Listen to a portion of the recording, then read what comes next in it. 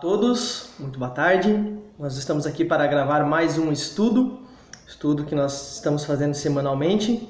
E hoje nós vamos falar aqui então referente a Gênesis 18 até 22, 2 Reis 4, né? E seria de Mateus 6 e 7. Para o estudo não ficar tão grande como eu fiz o estudo, nós resumimos muito desse estudo e nós não vamos falar tudo que precisaria falar desses textos, tá? Então, basicamente, o nosso estudo ele vai ficar pautado em cima de Êxodo 18 e Êxodo 19 apenas, tá? Nós vamos ter muitas leituras e precisamos entender melhor o que esses textos dizem. Para começar, você pode abrir a sua Bíblia também junto comigo, ali em Gênesis 18, que nós vamos começar fazendo as leituras, tá? Apareceu o Senhor a Abraão nos carvalhais de Manre, quando ele estava assentado à entrada da tenda, no maior calor do dia. Aqui, quando fala-se que Abraão estava assentado à entrada da tenda, aqui nós podemos ter uma referência através da tradição oral judaica, que Abraão ele tinha o costume de montar a sua tenda nas encruzilhadas, nos caminhos de passagens das caravanas, das pessoas que viajavam, né? Então ele gostava de ter a sua tenda aberta para auxiliar as pessoas. Por isso que ele estava ali, estava assentado à entrada da tenda. Continuando o texto, levantou ele os olhos, olhou e eis 3 homens de pé em frente dele, vendo-os, correu da porta da tenda ao seu encontro, prostrou-se em terra e disse: Senhor meu, se acho mercê em tua presença, rogo-te que não passes do teu servo. Traga-se um pouco de água, lavai os pés e repousai debaixo desta árvore. Trarei um bocado de pão. Refazei as vossas forças, visto que chegastes até vosso servo. Depois seguireis avante. Responderam: faze como disseste. Apressou-se, pois, Abrão para a tenda de Sara. Ele disse: amassa depressa 3 medidas de flor de farinha e faze pão assado ao borralho. Borralho é aquela, como se fosse carvão, que estava ainda quente, em brasas quente, mas que já tinha feito o fogo, né? Estava na parte final e então era para cozinhar o pão nesse calor, tá? Abraão, por sua vez, correu ao gado, tomou um novilho tenro e bom e deu ao criado, que se apressou em prepará-lo. Tomou também coalhada e leite e o novilho que mandara preparar e pôs tudo diante deles. E permaneceu de pé junto a eles, debaixo da árvore, e eles comeram. Vou fazer uma pequena pausa aqui. Tudo que Abraão fez, você reparou? Tudo que ele fez, ele pegou o novilho, né, falou para Sara fazer pão, preparou um banquete ali para o Senhor e para os seus 2 anjos, né? A tradição oral judaica também fala aqui que esse era o 3º dia da circuncisão. Lembra que lá em Gênesis 17, no finalzinho, fala que ele fez a circuncisão de todos os escravos, servos do seu filho Ismael e dele mesmo. Então a tradição fala que era o 3º dia da circuncisão. E diz, eu não sei porque eu não fiz circuncisão, mas diz que esse dia é um dia muito dolorido. É o pior dia de todos. É o dia que mais dói, que você precisa ficar em repouso. Então olha o que Abraão, mesmo com bastante dor, ele fez ainda para agradar o Senhor. Mesmo em imensa dor, que eu acredito que deve ser uma dor muito, muito forte, insuportável para ter que ficar em repouso, mesmo assim Abraão ele fez muita coisa para honrar ao Senhor, né? Continuando o texto ali, verso 9, né? Então lhe perguntaram: Sara, tua mulher onde está? Ele respondeu: está aí na tenda. Disse um deles: certamente voltarei a ti daqui a 1 ano, e Sara, tua mulher, dará à luz um filho. Sara o estava escutando à porta da tenda atrás dele. Abraão e Sara eram já velhos, avançados em idade, e Sara já lhe havia cessado o costume das mulheres.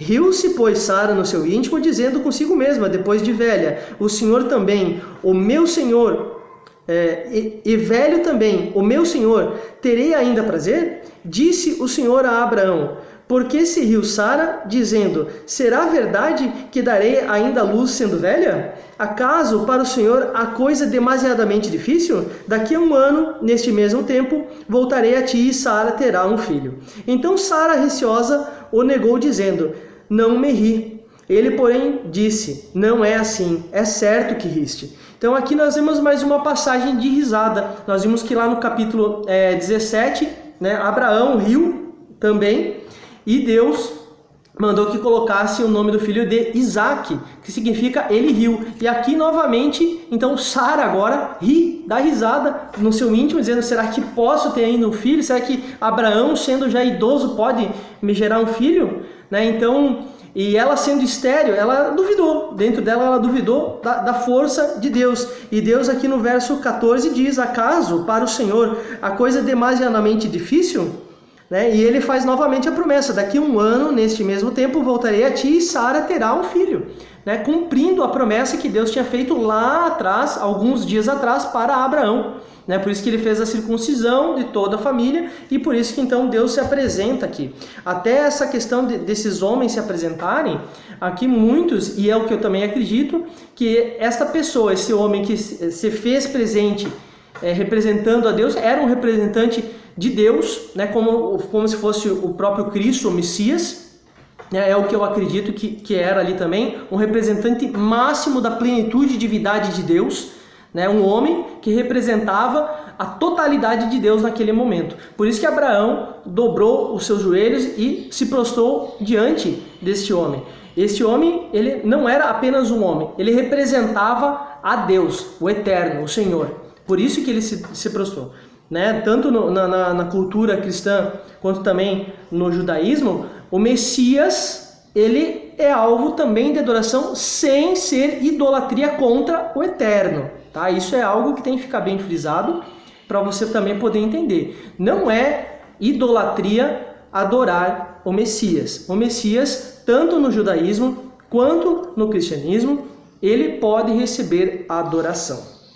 Continuando o texto, então, em Gênesis 18, verso 16, diz assim: tendo-se levantado dali, aqueles homens olharam para Sodoma, e Abraão ia com eles para os encaminhar. Disse o Senhor: ocultarei a Abraão o que estou para fazer? Visto que Abraão certamente virá a ser uma grande e poderosa nação, e nele serão benditas todas as nações da terra. Então Deus aqui fica se perguntando: será que eu vou contar para Abraão o que eu vou fazer? Né? E ele vai lá e fala, no verso 20: disse mais o Senhor: com efeito, o clamor de Sodoma e Gomorra tem se multiplicado, e o seu pecado se tem agravado muito. Né? E aqui nós podemos ver uma pequena referência ao verso 13 de Gênesis 19, que diz: pois vamos destruir esse lugar, porque o seu clamor se tem aumentado, chegando até a presença do Senhor, e o Senhor nos enviou a destruí-lo. O que é esse clamor? Obras más, injustiças, pecados. O pecado estava clamando contra essas cidades. Eles estavam fazendo coisas horríveis contra o Senhor, desobedecendo as suas leis, seus mandamentos, e isso fez com que Deus não se agradasse daquela cidade. Não apenas a promiscuidade da totalidade que existia ali, que nós vamos entender no estudo aqui, mas esse clamor, essa desobediência aos mandamentos de Deus, fez com que chegasse até Deus e Deus se irasse contra esse lugar para que viesse a destruí-lo. Verso 22, aqui começa a intercessão de Abraão para com o povo de Sodoma e Gomorra. Né? Algo interessante que nós temos que levar para nós mesmos, né? Porque nós também podemos fazer intercessão pelas pessoas que nós gostamos muito. Né? Então aqui no verso 22 ele diz assim: então partiram dali aqueles homens e foram para Sodoma, porém Abraão permaneceu ainda na presença do Senhor, e aproximando-se a ele disse: destruirás o justo com o ímpio? Ou seja, vai destruir aquele que serve a Deus com aquele que não serve a Deus? Se houver porventura 50 justos na cidade, destruirás ainda assim e não pouparás o lugar por amor dos 50 justos que nela se encontram? longe de ti de fazeres tal coisa, matares o justo com o ímpio, como se o justo fosse igual ao ímpio. Longe de ti, não fará justiça o juiz de toda a terra? Olha o questionamento forte de Abraão. Será que o Senhor vai destruir aqueles que servem ao Senhor junto com aqueles que não servem? Então, disse o Senhor: se eu achar em Sodoma 50 justos dentro da cidade, pouparei a cidade toda por amor deles. É uma promessa muito linda que Deus está fazendo. E Abraão, ele começa a fazer indagações ao Senhor.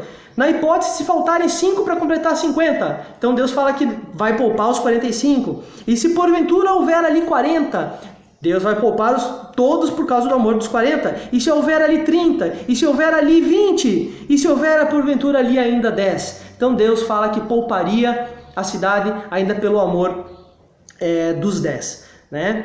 E ali nós vamos pular então já para o capítulo 19, do verso 1, que nós vamos ver que Ló recebe em sua casa os anjos. Aqueles dois que estavam junto com Deus, né, o representante de Deus e Abraão, que se fartaram, eles desceram da casa de Abraão, lá da tenda onde ele estava, e foi em direção a Sodoma e Gomorra. Né? E isso era pela parte talvez do meio-dia, acredito eu, e ao anoitecer eles chegaram ali em Sodoma e Gomorra. Então diz o texto aí em 19:1: ao anoitecer vieram os dois anjos a Sodoma, a cuja a entrada estava Ló. Assentado este, quando os viu, levantou-se e indo ao seu encontro prostrou-se rosto em terra e disse-lhes: eis agora, meus senhores, vinde para a casa do vosso servo, pernoitai nela, e lavai os pés. Levantar-vos-ei de madrugada e seguireis o vosso caminho. Responderam eles: não, passaremos a noite na praça. Instou-lhes muito, e foram e entraram na casa dele. Deu-lhes um banquete, fez assar uns pães asmos e eles comeram.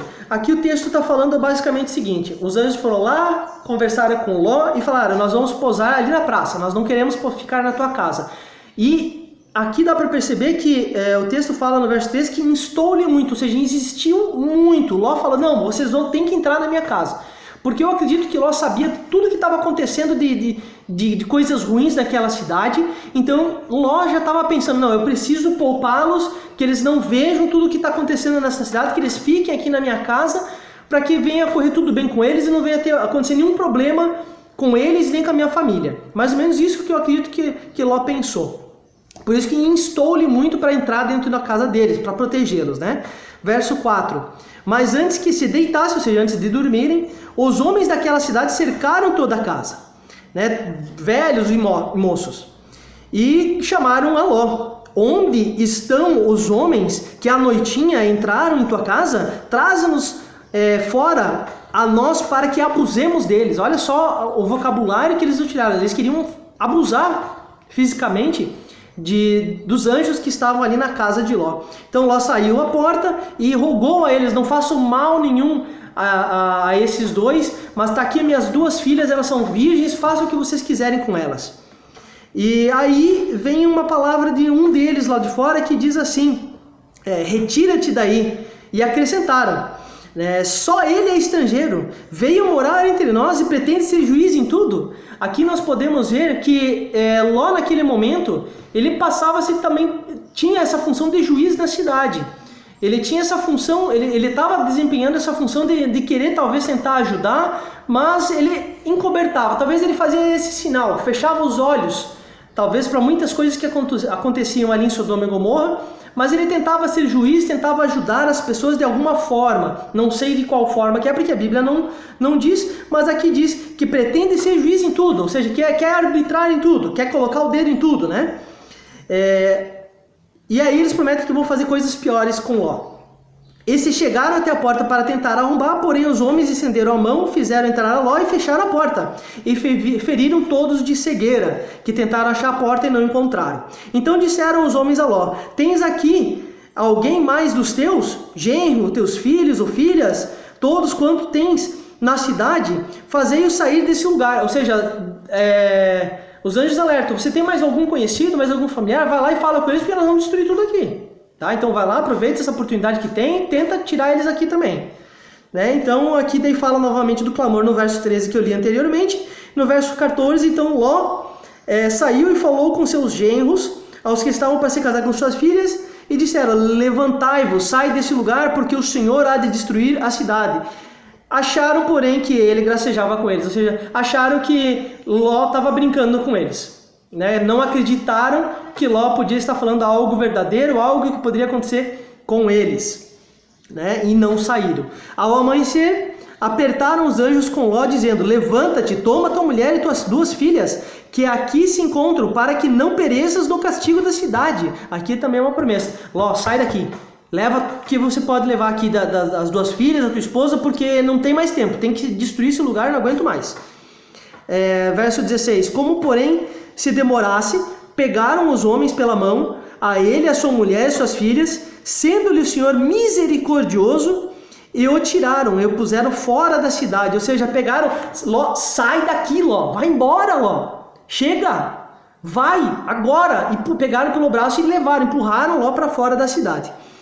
Né? E aqui a gente pode ver que o Senhor foi misericordioso com Ló aqui. Está escrito, né? Sendo o Senhor misericordioso, e tiraram e puseram para fora da cidade. Pela misericórdia de Deus. Verso 17. Havendo-os levado fora, disse um deles: livra-te, salva a tua vida. Não olhes para trás, nem pares em toda a campina. Foge para um monte, para que não pereças. Respondeu-lhe Ló: assim não, Senhor meu. Ou seja, eu não quero assim. Quero que seja feito como eu quero também. Não quero que seja feito assim não. Assim não quero.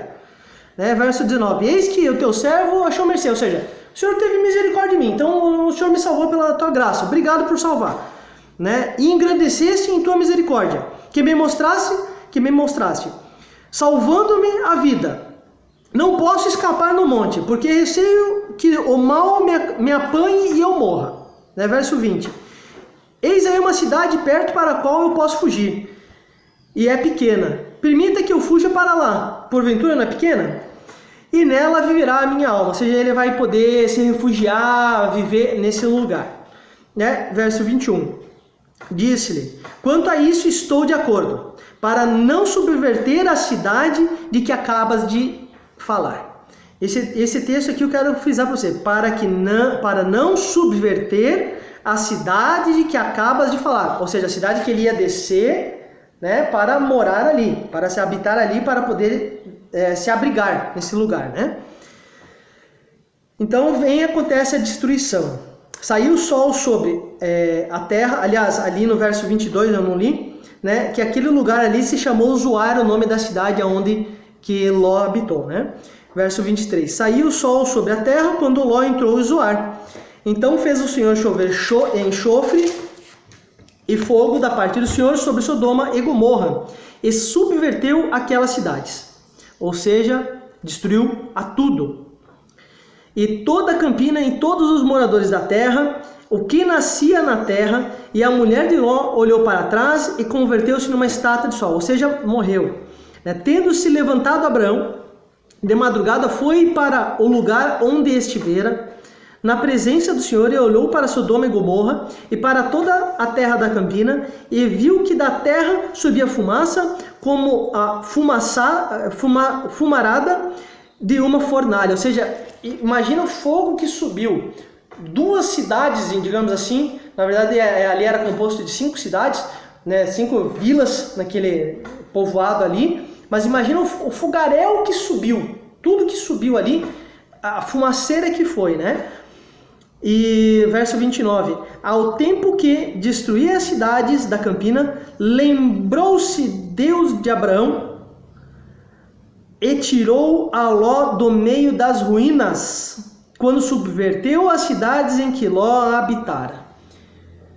Aqui eu tenho uma referência que lembrou-se Deus de Abraão, ou seja, Deus lembrou de Abraão quando estava destruindo Sodoma e Gomorra, e tirou Ló do meio das ruínas, ou seja, aonde Ló foi, Zoar, foi destruído. Quando subverteu, aqui está a prova, quando subverteu as cidades em que Ló habitara. Destruiu Sodoma, Gomorra, Zoar e todo o vilarejo que estava ali. Então, do meio das ruínas, Deus não poupou a cidade. Nada. Mas do meio das ruínas, Deus poupou Ló, não porque ele era justo perante a Deus, mas porque ele lembrou-se de Abraão e que Ló era seu sobrinho. Aqui, nós podemos ver que aconteceu muitas obras. Abraão intercedendo a Deus pelo povo.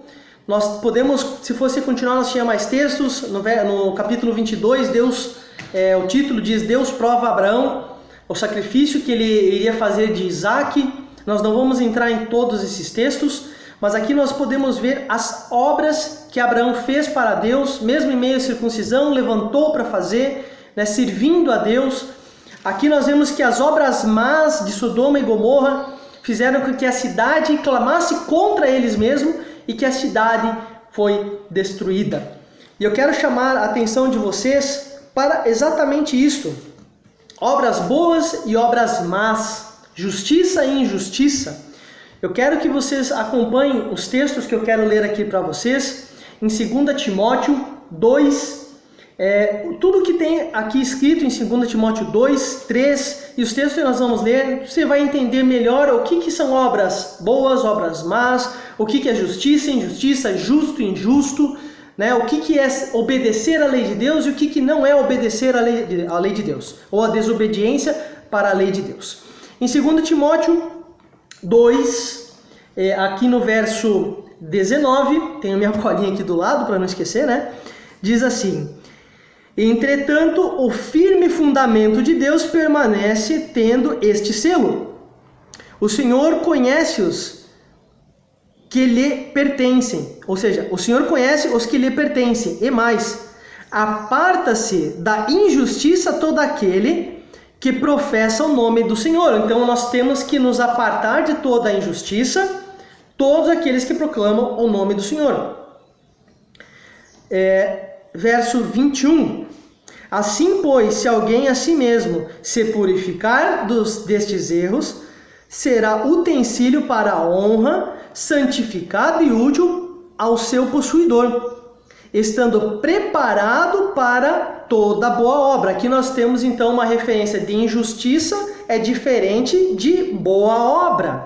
Então nós que servimos a Deus, nós temos que ser aptos às boas obras. E o que são essas boas obras? Nós vamos entender.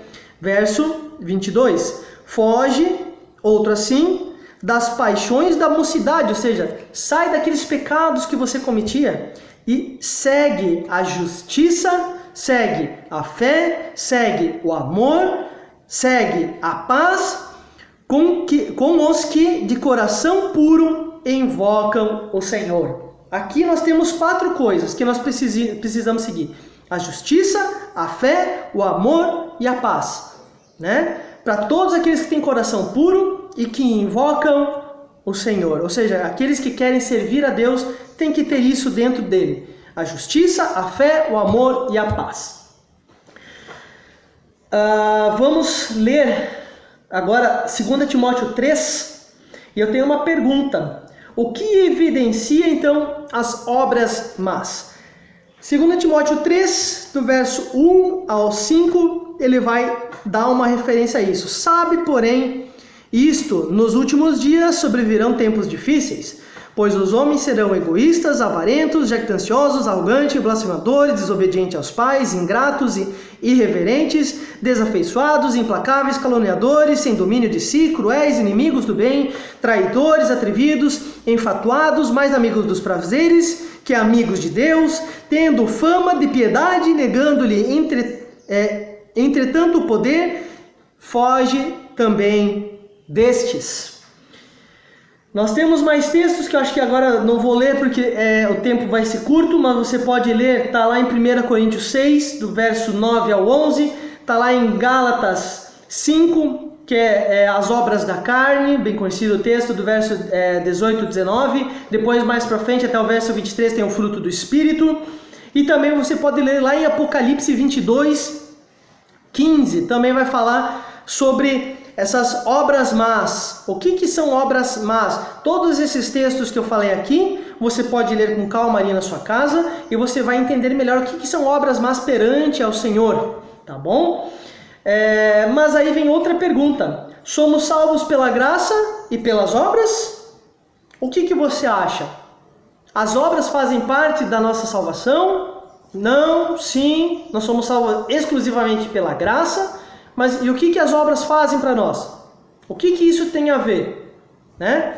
Então nós vamos ler agora aqui, abra sua Bíblia ali também comigo, em Tiago capítulo 14. Tiago 2, verso 14. Nós vamos ler esses textos aqui.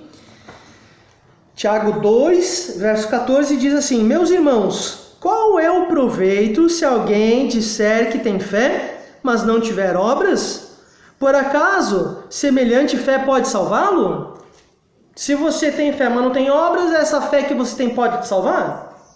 É a pergunta que Tiago está fazendo, né? Verso 17: Assim também a fé, se não tiver obras, por si só está morta. Mas alguém dirá: Tu tens fé e eu tenho obras. Mostra-me essa tua fé sem as obras, e eu com as obras te mostrarei a minha fé.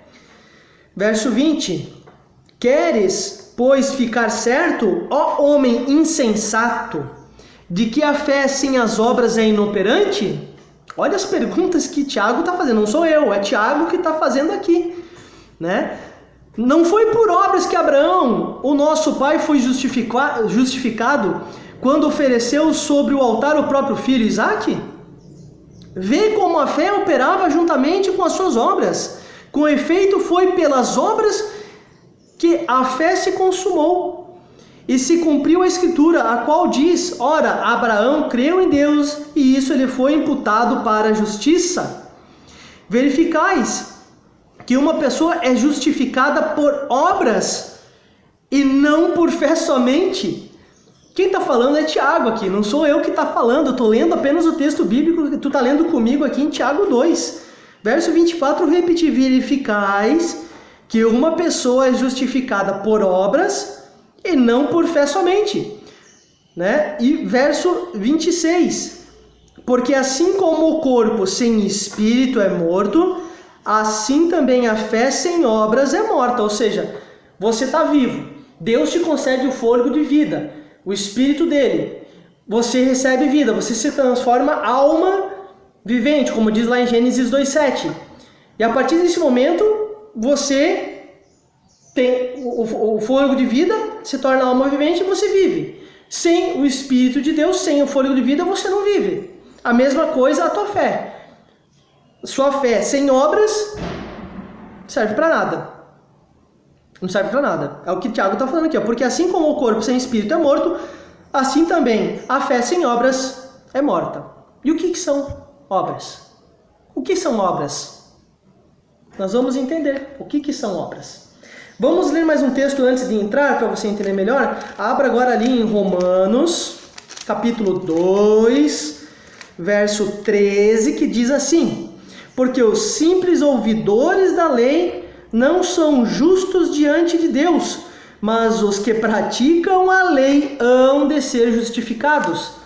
Mais uma palavra aqui dizendo que não é aqueles que ouvem a lei que vão ser justos diante de Deus, mas aqueles que praticam a lei é que serão justificados.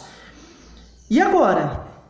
Deus ele vai justificar a pessoa por causa das obras da lei? É a lei que vai justificar a pessoa? Tiago nos mostra que é a fé com a lei que nos conduz a uma salvação, a uma santificação. Eu quero que você abra mais um texto em Neemias, capítulo 9. Abra ali em Neemias, capítulo 9, que diz assim lá no verso 29. Testemunhaste contra eles, para que voltassem à tua lei, porém eles se houveram soberbamente, e não deram ouvidos aos teus mandamentos, mas pecaram contra os teus juízos, pelo cumprimento dos quais o homem viverá. Aqui o texto ele frisa: não deram ouvido aos teus mandamentos, mas pecaram contra os teus juízos. Aqui a comparação é clara que os mandamentos têm a ver com juízo, os juízos de Deus, a justiça de Deus. É uma comparação clara que o povo naquela época, o qual Neemias estava ajudando, auxiliando, ele estava fazendo lembrar as pessoas que o povo não ouviu os mandamentos de Deus e pecaram contra os teus juízos, pelo cumprimento dos quais o homem viverá, ou seja, pelos quais o homem deve viver. E aqui nós temos essa menção clara disto. E no verso 35 aqui de Neemias 9, na parte final ele fala: nem se converteram de suas más obras. Aqui nós podemos entender que obras é a prática da lei. Você praticar a lei da forma correta, você tem boas obras. Você precisa aprender e saber o que são as leis de Deus. Você não pode apenas falar: as leis foram abolidas, não existe mais lei. Agora nós estamos no tempo da graça e não existe mais lei. Você precisa saber o que são leis. Se você não sabe o que são leis, você não pode falar isso. Você nem sabe o que elas são. Como você pode falar que não existe aquilo que você nem sabe o que é? Então você precisa conhecer o que são as leis de Deus e entender que isso são as obras que Deus pede para nós realizarmos. Dentro das obras, nós lemos agora há pouco que nós temos que ter a justiça, nós temos que ter a fé, nós temos que ter a paz e nós temos que ter o amor. Não lemos lá isso agora há pouco? Nós temos que ter essas 4 coisas dentro de nós. Você não pode ter fé apenas em Cristo e não ter obras. E você não pode ter obras se você não tiver fé. Abraão foi justificado por obras, não foi? Mas ele exerceu a fé em cima das obras dele, que Deus iria provavelmente ressuscitar Isaac. E ele acreditou, creu em Deus. E ele foi considerado amigo de Deus. Isso que eu acho muito interessante. E nós temos aqui em Timóteo, vamos voltar lá em Timóteo, abra novamente ali, deixa eu abrir aqui também.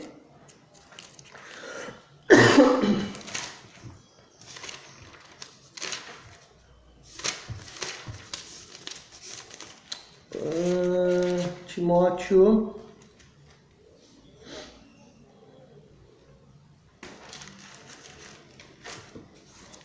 Aqui.